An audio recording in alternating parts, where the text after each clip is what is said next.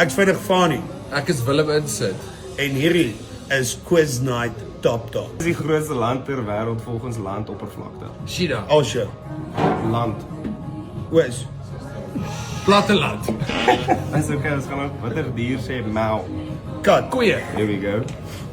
Watter groep het die liedjie Hotel California bekend gemaak? Eagles. Red Hot Chili Peppers. Fucking Red Hot Chili Pepper. Wat is 18 maal 5? Te veel. 85. Amper? 87. Nee, kom ons maar aan.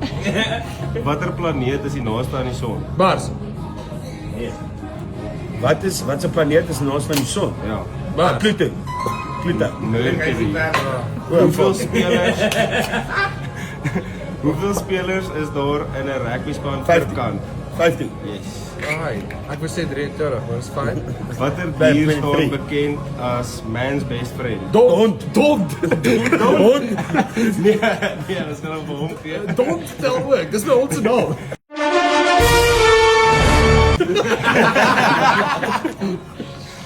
Ons het technicality. Wat 'n berg is die hoogste? Kilimanjaro. Nee, Mount Everest. Everest. Mount Jongens, Everest? Ching Chong Cha. Okay, daai is 'n- Ching Chong Cha. Wil jy gaan? Ja, wil jy gaan? Wil jy gaan? Kom ons gaan. Ek weet. Watter vrug is geel en word dikwels deur ape geëet? Pisangs. There we go. Watter sanger het die album Thriller uitgebring? Michael Jackson. What the? Come back, kid. Kom ons dan. Wat is die helfte van 250? 125. 125. Ja, Willem Insit. Nee, nog eers een. Okay. Okay. Hoeveel dae is daar in 'n skrikkeljaar? Ah, ek weet nie. Hoeveel dae staan 'n skrikkel? Ja. Ja. 300 5 7 67